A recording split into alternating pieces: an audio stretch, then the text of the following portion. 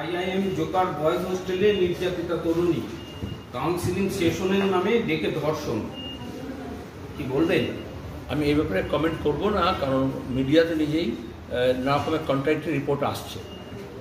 কিন্তু এটা তো ঠিক, কেন্দ্র সরকারের প্রতিষ্ঠান হোক, বিশ্বভারতী, আইআইএম, আইআইটি, রাজ্য সরকারের কলেজগুলো হোক, বিশ্ববিদ্যালয়গুলো হোক, আমাদের এই পশ্চিমবঙ্গে হোক বা দেশের যে কোনো প্রান্তে হোক, একদিকে শিক্ষাকে মহার্ঘ করে তোলা হচ্ছে, শুধু বড়লোকি ব্যবস্থা থাকবে, অন্যদিকে সরকারি পৃষ্ঠপোষকতার যে প্রতিষ্ঠানগুলো আছে সেগুলো ধ্বংস করা হচ্ছে, স্কুল থেকে কলেজ, বিশ্ববিদ্যালয়, টেকনিক্যাল ইনস্টিটিউট, ম্যানেজমেন্ট ইনস্টিটিউট।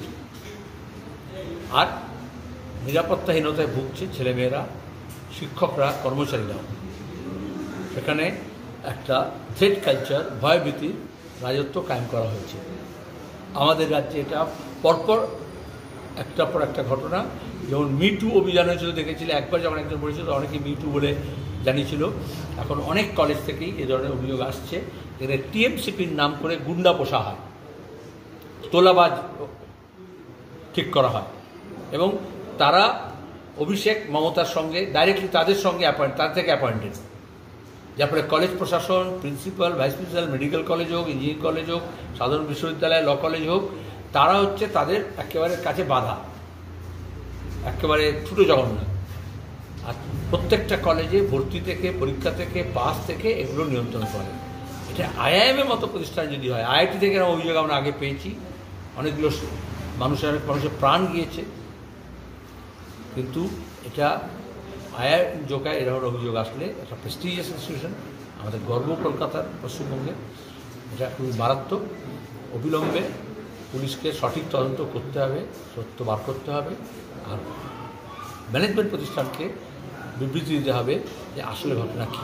পুলিশের নিয়োগ নেই, যা কিছু নিয়োগ হয়েছে দুর্নীতি করে হয়েছে, যেমন শিক্ষক নিয়োগে দুর্নীতি হয়েছে, পুলিশও নিয়োগে দুর্নীতি হয়েছে। আজ যা কাল ফাঁস হবে, সাংবাদিকরা করবে না, এসব তদন্ত করে না, খোঁজখবর নেয়। আমাদের বাংলায় এই যে দেবচাপাচামি দুর্নীতি নিয়ে বললাম, তোমরা প্রশ্ন করলে অভিষেকের বেনামে কোম্পানি কীভাবে গোটা দেবচাপাচামি নিয়ে নিল, এগুলো কোনো মিডিয়া কোনো খবর নেই, কারণ ওটা বারণ আছে।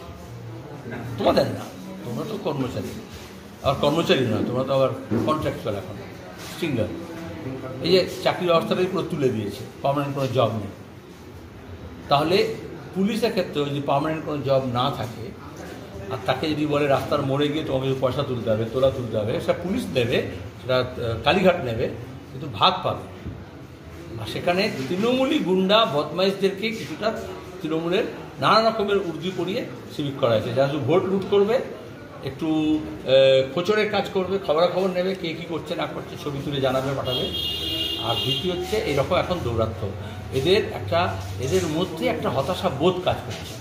দীর্ঘদিন মমতা বলেছেন আজ হোক কাল হোক তোমাদেরকে সব চাকরি দেওয়া হবে, পার্মানেন্ট করে দেওয়া হবে, একটা পে স্কেল হবে, একটা প্রভিডেন্ট ফান্ড হবে, গ্র্যাচুইটি হবে, ডিএ পাবে, একটা উর্দি পাবে, ট্রেনিং পাবে, অস্ত্র পাবে। তাহলে তোমরা পুলিশের মতো কাজ করাচ্ছ, কিন্তু পুলিশের মর্যাদা নেই, যার ফলে এদের মধ্যে একটা স্যাডিস্ট একটা ভাব তৈরি হচ্ছে।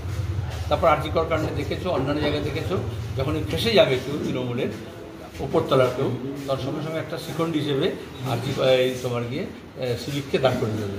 সেটা আমরা দেখলাম হোমগার্ড এবং সিভিককে দাঁড় করালো আনিস হত্যার সময়ও, তা দেখলাম আমরা আরজিকরে কাণ্ডে। ল কলেজেও ভাগ্যি ধারে কাছে কোনো সিভিক ছিল না, নারে বলতো যেটা মনোযোগ করেনি, কোনো একটা সিভিক করেছে।